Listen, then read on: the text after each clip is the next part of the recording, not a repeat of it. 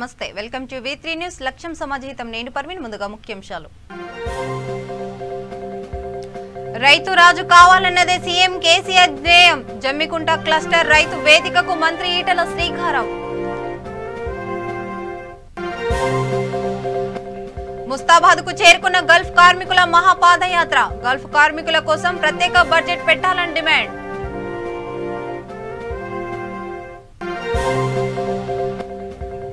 AP వ్యాప్తంగా ఇంటి వద్దకే రేషన్ బియ్యం పంపిణీ తూర్పు గోదావరిలో ఇంటింటి బియ్యం కార్యక్రమానికి శ్రీకారం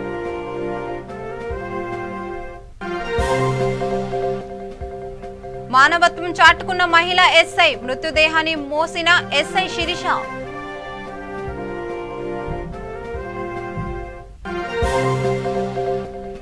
సిరిసిల్ల జిల్లా బండలింగంపల్లి గ్రామంలో దారుణం మైనర్ బాలికపై ఓ యువకుడు హత్యాచార యత్నం డీటెయిల్స్ లోకి వెళ్దాం. రైతు సంక్షేమమే ధ్యేయంగా సీఎం కేసీఆర్ పనిచేస్తున్నారని మంత్రి ఈటల అన్నారు. కరీంనగర్ జిల్లాలో పర్యటించిన ఆయన జమ్మికుంట క్లస్టర్ రైతు వేదికను ప్రారంభించారు. రైతు రాజు కావాలన్నదే తెలంగాణ ప్రభుత్వం ధ్యేయమని మంత్రి ఈటల తెలిపారు. అనంతరం జమ్మికుంట్ల, ఆబాది జమ్మికుంట, పెద్దంపల్లి, జగ్గాయపల్లి, సైదాబాద్, మాచినపల్లి, మొత్కులగూడెం గ్రామాలకు చెందిన రైతులకు ఈ వేదిక సేవలు అందించనుందన్నారు. ఈ క్లస్టర్ లో ఒక అగ్రికల్చర్ ఇన్స్ట్రక్షన్ ఆఫీసర్, రైతు సమన్వయ సమితి అధ్యక్షుడు నిరంతరం రైతులకు అందుబాటులో ఉంటారన్నారు. ఈ కార్యక్రమంలో ZP chairman person Kanumalla Vijaya, ZPTC Sriramasham, MPP Mamata, PAC chairman Ponaganti Sampath, municipal chairman Rajeshwararao, రైతు సమన్వయ కమిటీ అధ్యక్షులు, ప్రజాప్రతినిధులు, నాయకులు, రైతులు పాల్గొన్నారు.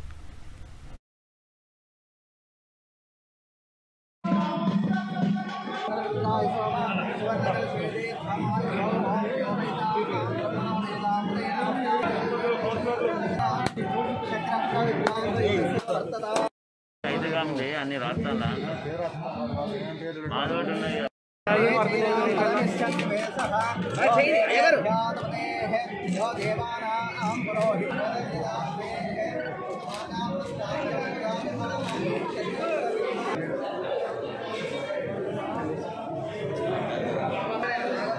మరి తీసుకొచ్చి రైతు వేదికలు పెట్టడం జరిగింది. మరి పెద్ద అందరూ కూడా సహకరించినందుకు మరి మరొకసారి వాళ్ళని కోరుకుంటా ఉన్నాం. ఇప్పుడు సైదాబాద్ ఎంపీటీసీ గారు ఆర్గనైజ్డ్గా లేవు సహకార సంఘాలు, అనార్గనైజ్డ్గా ఉన్నాయి. అవి వాళ్ళు ఎప్పుడో కష్టమత్తే తప్ప, ఎప్పుడో బాధ్యత తప్ప, అప్పటికప్పుడు అనుకొని రోడ్ల మీదకి వస్తారు తప్ప, కడుపు మండితే కన్నీరు చేస్తారు తప్ప, లేకపోతే వాళ్ళు బయటికి రారు. కానీ ఇవాళ ఈ రైతు సమన్వయ సమితి ఆధ్వర్యంలో ఉండే వేదిక మీరు చూసినో లేదో, ఆ రైతు సమన్వయ సమితి వేదిక 2 గదులు, 2 ఆఫీస్ గదులు ఉన్నాయి. అలా ఒకటేమో మీ కళ్ళ ముందు ఉండేటువంటి ఏఈఓ ఉంటాడు, ఇంకోటేమో మా తమ్ముడు తిరుపతిరావు రైతు సమన్వయ సమితి అధ్యక్షుడు ఉంటాడు. తిరుపతిరావు వేయాలి, ఏ పంటలు ఎప్పుడు వేయాలి, ఏ ధరకు అమ్మాలి, ఎక్కడ అన్యాయం జరిగిందా, ఏ రైస్ మిల్ అయినా ఇబ్బంది పెడతాడా, ఏ కాటన్ మిల్ అయినా ఇబ్బంది పెడతాడా, ఏ అర్థదారుడైనా ఏమైనా ఇబ్బంది పెడుతుంది, ఇవన్నీ కూడా చూసేటువంటి బాధ్యత ఈ రైతు సమన్వయ సమితి వేదిక ఉంటుందని చెప్పి మనం చేస్తూ ఉన్నాం.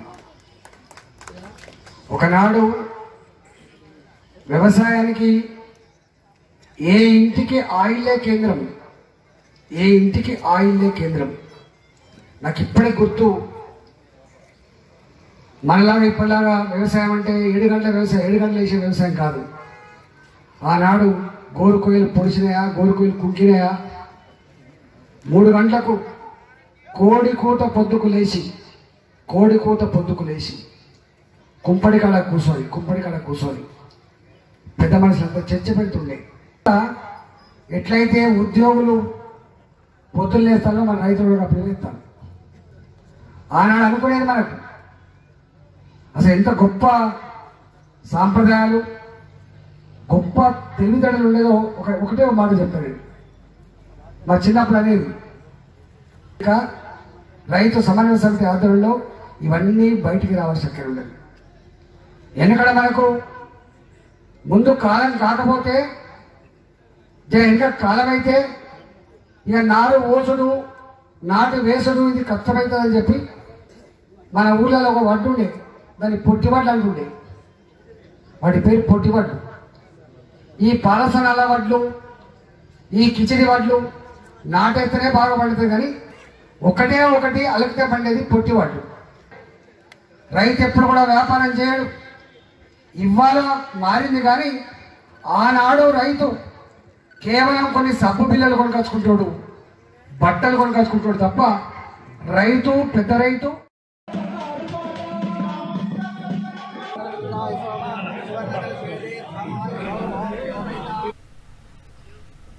వరంగల్ జిల్లాలో ఒక సమావేశంలో టీఆర్ఎస్ పరకాల ఎమ్మెల్యే చల్లా ధర్మారెడ్డి చిన్న కులాలను అవమానించినందుకు వెంటనే క్షమాపణ చెప్పాలని బీసీ సంక్షేమ మహిళా విభాగ అధ్యక్షురాలు ఎంపీపీ భీమగాని సౌజన్య డిమాండ్ చేశారు. మీడియా సమావేశంలో మాట్లాడుతూ ఆమె క్షమాపణ చెప్పామని పక్షంలో ఎస్సీ ఎస్టీ బీసీ కులాల వారు తగిన గుణపాఠం చెప్తారని ఆరోపించారు. లేని ఎడల ఎస్టీ ఎస్సీ బీసీ కులాల ఆధ్వర్యంలో రాష్ట్ర వ్యాప్తంగా ఆందోళన కార్యక్రమాలు చేపడతామని హెచ్చరించారు.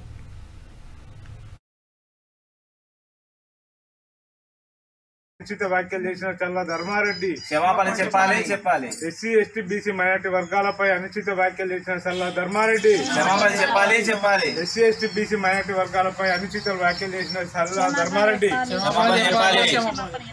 నాయకులారా, టిఆర్ఎస్ నాయకులారా, ఎమ్మెల్యే చల్లా ధర్మారెడ్డి గారు ఎస్సీ ఎస్టీ బీసీ మైనార్టీల వర్గాలపై అనుచిత వ్యాఖ్యలకు క్షమాపణ చెప్పకపోతే తగిన గుణపాఠం తప్పదు. ఆయన గతంలో తలకు దెబ్బ తాకి మతిస్థిమితం కోల్పోయి ఏం మాట్లాడుతాడో ఆయనకు తెలియట్లేదు. ఆయన మీద చట్టపరంగా చర్యలు తీసుకోవాలి. ఎస్సీ ఎస్టీ అట్రాసిటీ కేసు కూడా బుక్ చేయాలి. అతను ఎస్సీలను ఎస్టీలను అనేక కుల సంఘాలను ఆయన అవసరాల కొరకు ఓట్ల కొరకు మరి భూ సమస్యల పంచాల కొరకు ఎస్సీ ఎస్టీలను ముంగడ పెడుతుండు. కానీ ఈరోజు ఎస్సీ ఎస్టీలు బీసీలు వాళ్ళకు కరువైనారు. మరి ఒక్కని ఉన్నప్పుడు ఆత్మవిమర్శన చేసుకోవాలి. నీకు నీ ప్రభుత్వానికి దళితులు ఎస్సీ ఎస్టీ బీసీ మైనార్టీ వర్గాల దిక్కు. మీ అవసరాలు అయిపోయాక ఎస్సీ ఎస్టీ బీసీ మైనార్టీ వర్గాలను తక్కువ చేసి మాట్లాడుతున్నారు. చర్యలు తప్పవు. మీకు అట్రాసిటీ కేసులు బుక్ చేస్తే మీ పరిస్థితి ఏందో ఒక్కసారి గుర్తు చేసుకోవాలి.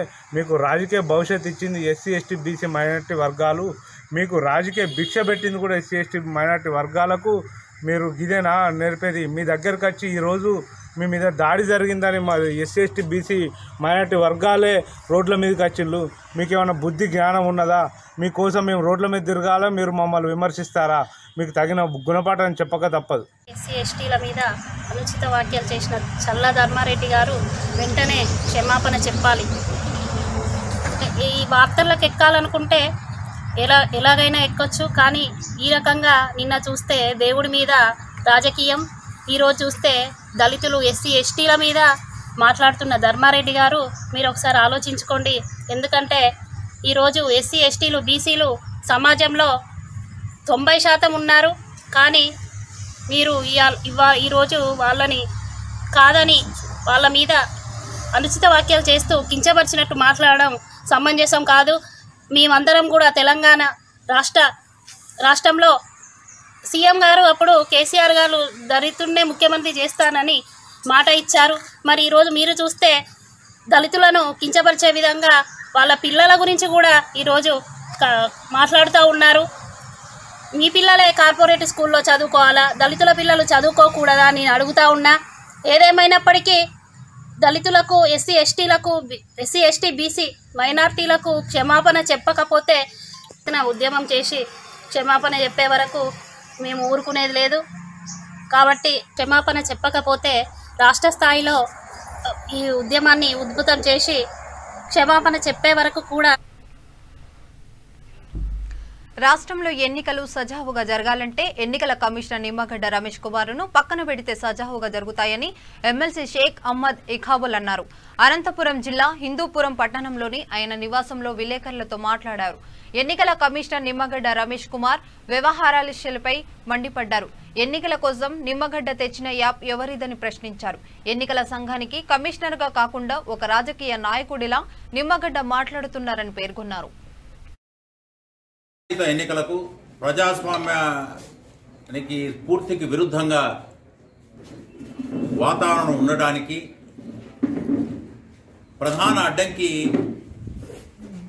రాజ్యాంగబద్ధమైన పదవిలో ఉన్న state election commissioner Nimmagadda Ramesh Kumar గారే అని చెప్పక తప్పదు ప్రజల అభిప్రాయం. ఎస్ఈసి గారు వారిని తొలగించండి, వీరిని తొలగించండి అనే విధంగా అందరినీ తొలగించని మాట్లాడుతున్నారు. ప్రజలు అంటున్నారు ఇప్పుడు ఎన్నికలు సజావుగా, స్వేచ్ఛగా, free and fair elections in democratic spirit జరగాలి అంటే నిమ్మగడ్డ రమేష్ కుమార్ గారు ఉన్నంత వరకు ఈ సజావుగా, స్వేచ్ఛగా ఎన్నికలు జరగవు. దానికి ఈ 3-4 రోజుల జరిగిన ఉదంతాలు దానికి ఊతమిస్తున్నాయి. ఒకటి, మంత్రులను బెదిరిస్తూ లేఖలు ఆయన రాయడం. హెడ్ ఆఫ్ ది స్టేట్, ఈ రాష్ట్రానికి అధినేత అయిన గవర్నర్కు ఆయన ఉత్తరం రాస్తూ ఈ మంత్రుల మీద మీరు చర్యలు తీసుకుంటారా లేదా నన్ను కోర్టుకు పోయి తెలుసుకోమంటారా మీ సంగతి అనే విధంగా ఆయన గవర్నర్కే ఉత్తరం రాయడం. మొన్న కడపకి వెళ్తూ ఆయన ఒక రాజ్యాంగ పదవిలో ఎలక్షన్లు నిర్వహిస్తున్న వ్యక్తి రాజకీయాల గురించి మాట్లాడడం. నాకు స్వర్గీయ మహానేత రాజశేఖర రెడ్డి గారు చాలా ఇష్టం. ఆయన నాకు మంచి పదవులు ఇచ్చారు. నేను ఐదో ఆర్థిక శాఖ కార్యదర్శిగా చేశాను. మీరు ఏం సందేశం ఇవ్వాలనుకున్నారు? పార్క్ హయాత్ హోటల్లో మీరు కొందరు టీడీపీ నుంచి బీజేపీకి పోయిన నాయకులను కలిసినందుకు లేదు నేను బీజేపీతో నాకు అనుబంధం లేదు, లేదా టీడీపీకు అనుబంధం లేదు, ఏదైనా ఉంటే అప్పుడు రాజశేఖర రెడ్డి గారు కాంగ్రెస్లో ఉన్నారు కాబట్టి నాకు కాంగ్రెస్ వాళ్ళు ఇష్టం, రాజశేఖర రెడ్డి గారు ఇష్టం అంటే కాంగ్రెస్ వాళ్ళు ఇష్టమనే, లేకపోతే ఇప్పుడు వైఎస్ఆర్సీపీకి మాకు ఆదర్శమైన మహానేత వైఎస్ఆర్ కాంగ్రెస్ పార్టీ కాబట్టి ఏదైనా ఉంటే మీకే. రాజన్న సిరిసిల్ల జిల్లా ముస్తాబాద్ మండల కేంద్రంలో గల్ఫ్ కార్మికుల ఎన్ఆర్ఐ పాలసీ సాధనే లక్ష్యంగా నిర్మల్ జిల్లా నుండి జనవరి 4న ప్రారంభమై ముస్తాబాద్ మండలంకు చేరుకుంది. గల్ఫ్ కార్మికుల మహాపాదయాత్రలో కార్మికుల రక్షణ వేదిక వ్యవస్థాపకుడు కృష్ణ ఎన్ఆర్ఐ పాలసీని అమలు కోసం పాదయాత్ర చేస్తున్నారు. గల్ఫ్ కార్మికులకు కేంద్ర రాష్ట్ర ప్రభుత్వాలు ప్రత్యేక చట్టాలు తీసుకురావాలని గల్ఫ్ కార్మికుల వ్యవస్థాపకుడు కృష్ణ తెలిపారు. గల్ఫ్ కార్మికుల సంక్షేమానికి అసెంబ్లీలో ప్రత్యేక బడ్జెట్ ప్రవేశపెట్టాలని డిమాండ్ చేశారు. ఈ కార్యక్రమంలో డిటి నర్సింహులతో పాటు గల్ఫ్ కార్మికులు తదితరులు పాల్గొన్నారు.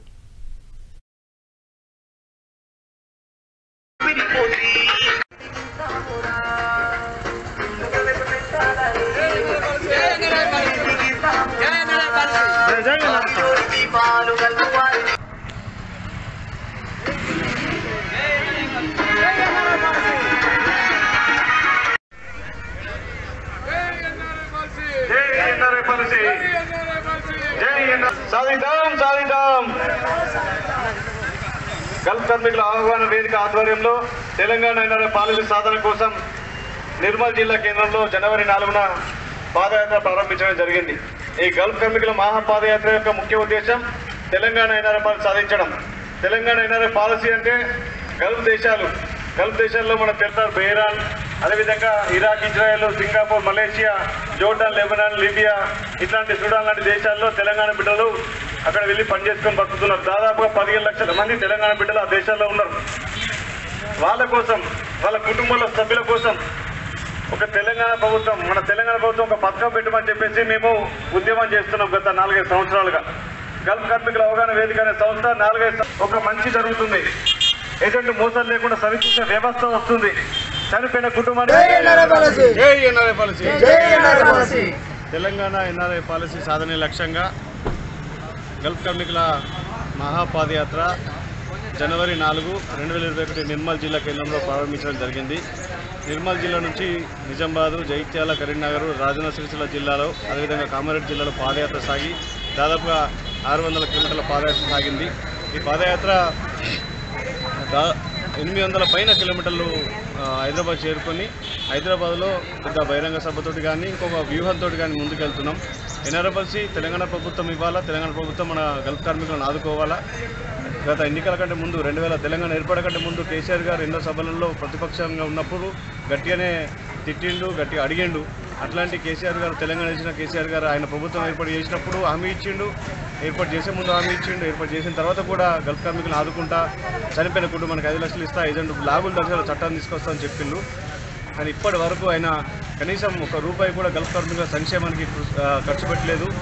7 సంవత్సరాలు అయిపోయింది టీఆర్ఎస్ ప్రభుత్వం ఏర్పడి, దాదాపుగా రెండోసారి కూడా గద్దెనెక్కిన తర్వాత కూడా కనీసం ఒక చనిపోయిన డెడ్ బాడీని, సౌదీ లాంటి దేశాల్లో చనిపోతున్న డెడ్ బాడీని 6 నెలలు 9 నెలల వరకు కూడా తెలియని పరిస్థితి మన తెలంగాణ బిడ్డలకు దాపురించింది. ఇట్లాంటి పరిస్థితి నుంచి బయటపడాలంటే ఖచ్చితంగా ఆయన హామీ ఇచ్చిన ఎన్ఆర్ఆర్ పాలసీ, ఓ చట్టబద్ధమైన ప్రణాళికబద్ధమైన ఎన్ఆర్ఆర్ పాలసీని అమలు చేయాల్సిన అవసరం కేసీఆర్ గారికి ఉంది. రాష్ట్ర ప్రభుత్వం అమలు చేయనున్న ఇంటి వద్దకే రేషన్ బియ్యం పంపిణీ కార్యక్రమాన్ని జిల్లాలోని మున్సిపల్ పట్టణ ప్రాంతాలలో మాత్రమే అమలు కానుంది. పట్టణ గ్రామీణ ప్రాంతాలలో ఫిబ్రవరి 1 నుంచి అమలు చేయాలని తొలుత ప్రభుత్వం నిర్ణయించింది. కానీ పంచాయతీ ఎన్నికల కోడ్ అమలు నేపథ్యంలో ప్రస్తుతం గ్రామీణ ప్రాంతాలలో ఈ ప్రక్రియ నిలిచిపోయింది. పట్టణాలలో మాత్రం ఇందుకు ఏర్పాట్లు పూర్తి చేశారు. ఈ కార్యక్రమంలో తూర్పుగోదావరి జిల్లాలో అధికారులు ఇంటింటికి బియ్యం కార్యక్రమాన్ని ప్రారంభించారు.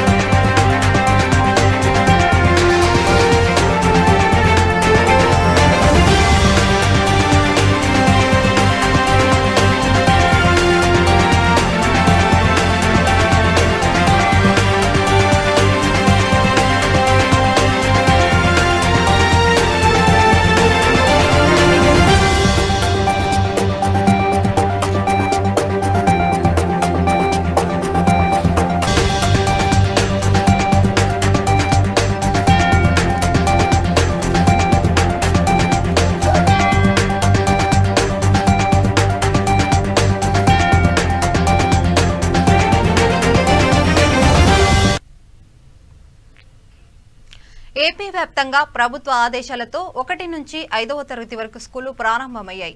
నెల్లూరు జిల్లా గూడూరు ప్రాథమిక పాఠశాలలో విద్యార్థులకు ప్రాథమిక పాఠశాలలో ఉపాధ్యాయులు పాఠశాలలు బోధించారు. కరోనా నేపథ్యంలో గత సంవత్సరం మార్చి నెలలో మూతబడిన పాఠశాలలు లాక్డౌన్ సడలింపు అనంతరం ప్రభుత్వ ఆదేశాలతో ఒక్కొక్క తరగతి ప్రారంభిస్తూ వచ్చారు. కాగా 7వ వార్డు ప్రాథమిక పాఠశాలలో ప్రధానోపాధ్యాయులు ఆదిలక్ష్మి మాట్లాడుతూ ప్రభుత్వ ఆదేశాలతో పాఠశాలలు ప్రారంభమయ్యాయని, కరోనా జాగ్రత్తలపై విద్యార్థులకు తల్లిదండ్రులకు అవగాహన కల్పించమని తెలిపారు. తరగతి గదులు, పాఠశాల పరిసర ప్రాంతాలు పరిశుభ్రంగా ఉండేలా చర్యలు తీసుకుంటామని తెలిపారు.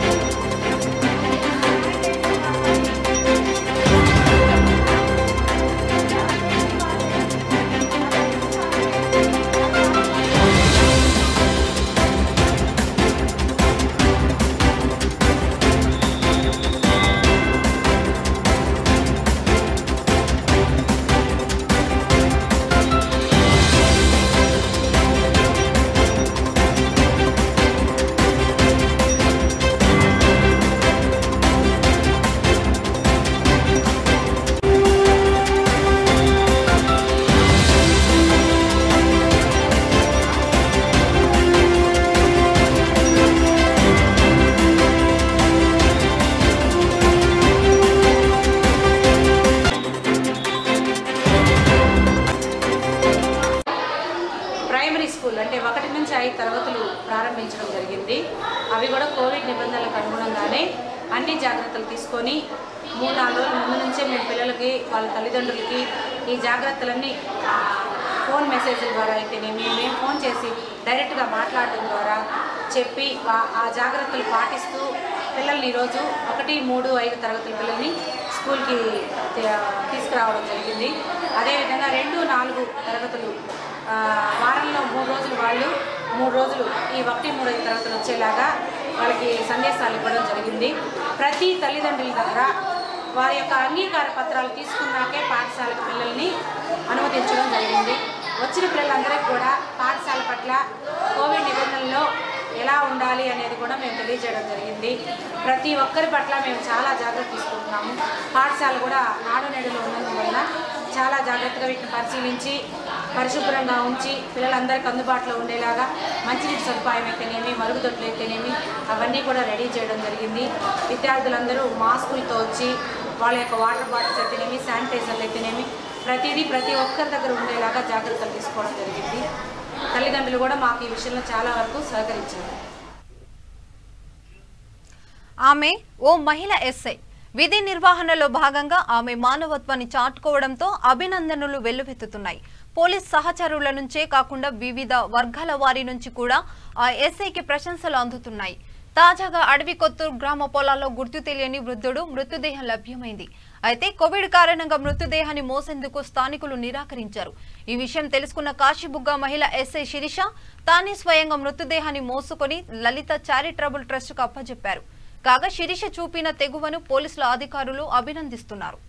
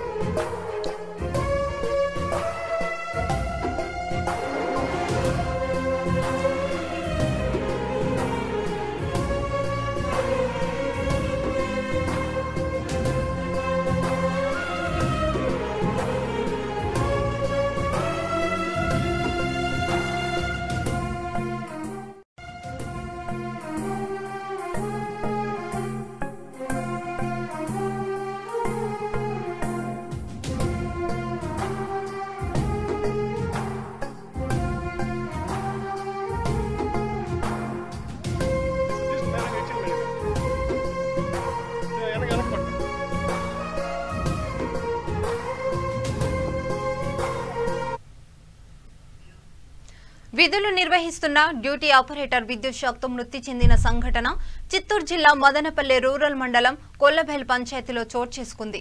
కొల్లబైల్ విద్యుత్ sub station shift duty operator Sudhakar విద్యుత్ షాక్తో మృతి చెందడం లైన్మెన్ తప్పిందని మృతుడు బంధువులు ఆరోపించారు. లైన్మెన్ చేయాల్సిన డ్యూటీ సుధాకర్ ఎందుకు చేయాల్సి వచ్చిందో చెప్పాలని డిమాండ్ చేస్తూ జిల్లా ఆసుపత్రి ఎదుట రహదారిపై బైఠాయించి రాస్తారోకో నిర్వహించారు. మల్లికార్జున నాయుడు వ్యవసాయ పొలంలో మరమ్మతులు చేస్తుండగా ఈ సంఘటన చోటు చేసుకుందని విద్యుత్ శాఖ ఏఈ డేవిడ్ మృతుని సమీప బంధువులకు వివరించాడు. ఈ మృతుని సమీప బంధువులు లైన్మెన్ భానుప్రకాష్ తప్పిడం ఉందని, దీనిపై సమగ్ర దర్యాప్తు చేయాలని, లైన్మెన్ ఏఈలను సస్పెండ్ చేసి మృతుకి కుటుంబానికి న్యాయం చేయాలని డిమాండ్ చేశారు.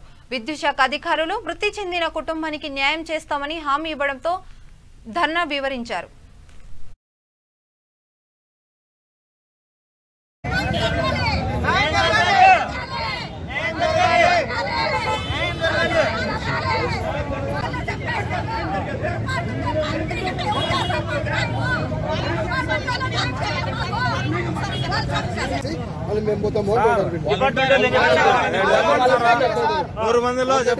మేము 100% చేస్తాము.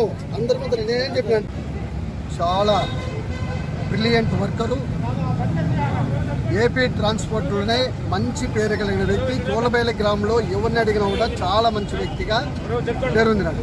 అది ఆ అసూయ చూడలేక ఈరోజు అతన్ని నిన్న సాయంత్రం లైన్ మ్యాన్ వచ్చి వాడిని తిట్టిందే కాకుండా మళ్ళీ ఈరోజు ఫోన్ చేసి రమ్మని చెప్పి వాడిని పని ఉందని చెప్పి పిలిపించి పైకి ఎక్కిన తర్వాత అది ఎల్సీ ఇచ్చిన తర్వాత మళ్ళా పైకి ఎక్కిన తర్వాత కనెక్షన్ ఇచ్చినాడు, పైన షాక్ కొట్టి చనిపోయాడు.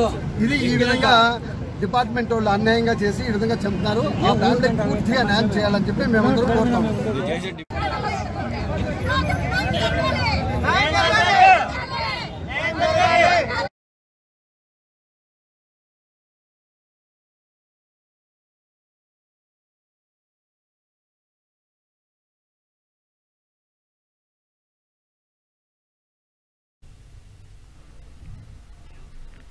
ఇక రాజన్న సిరిసిల్ల జిల్లా ఎల్లారెడ్డిపేట మండలం బండంలింగంపల్లి గ్రామంలో మానసిక వికలాంగులైన ఓ మైనర్ బాలికపై హత్యాచార యత్నం జరిగింది. ఉత్తరప్రదేశ్ రాష్ట్రం నరోవి గ్రామానికి చెందిన మున్నా అనే కామందుడు 12 సంవత్సరాల బాలికకు మాయమాటలు చెప్పి హత్యాచార యత్నం చేయబోయాడు. అనుమానంతో వెంబడించిన గ్రామస్తులకు అమ్మాయి అరుపులు వినపడడంతో అతడికి దేహశుద్ధి చేసి గ్రామ పంచాయతీలో బంధించారు. అనంతరం పోలీసులకు సమాచారం ఇవ్వడంతో అతన్ని అదుపులోకి తీసుకుని స్టేషన్ కి తరలించారు. ఆ కామందుడిని వదిలిపెట్టేది లేదని, అతడిని శిక్షించాల్సిందే అంటూ గ్రామస్తులు పోలీసులతో వాగ్వాదానికి దిగారు. అతడికి కఠిన శిక్ష పడేలా చూస్తామని పోలీసులు హామీ ఇచ్చారు.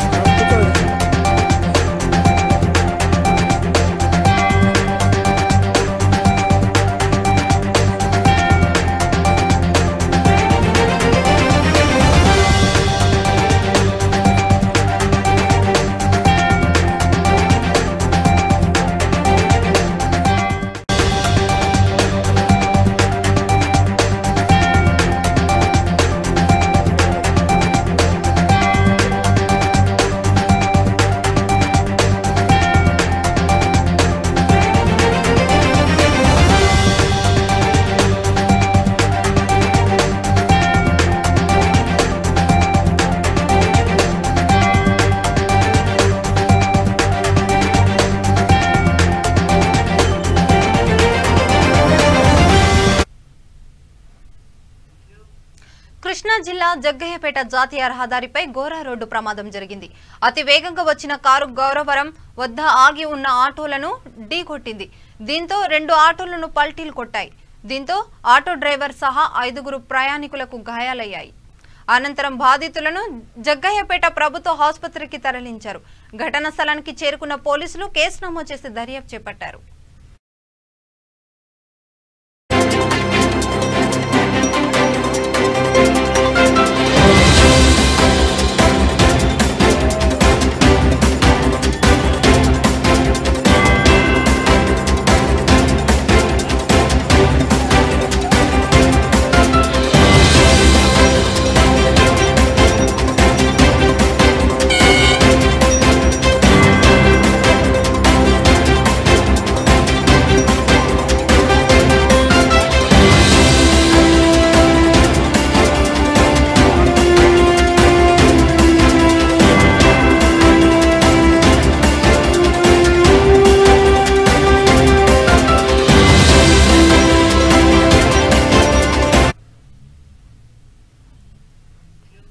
ఇప్పుడు బులెటిన్ ముగించే ముందు మరోసారి హెడ్లైన్ చూద్దాం. రైతు రాజు కావాలన్నదే సీఎం కేసీఆర్ ధ్యేయం. జమ్మికుంట క్లస్టర్ రైతు వేదికకు మంత్రి ఈటల శ్రీకారం. ముస్తాబాద్కు చేరుకున్న గల్ఫ్ కార్మికుల మహాపాదయాత్ర. గల్ఫ్ కార్మికుల కోసం ప్రత్యేక బడ్జెట్ పెట్టాలని డిమాండ్.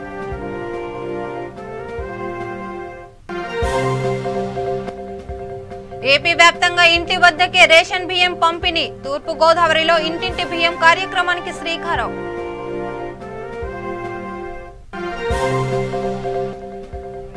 మానవత్వం చాటుకున్న మహిళా ఎస్ఐ. మృతదేహాన్ని మోసిన ఎస్ఐ శిరీష.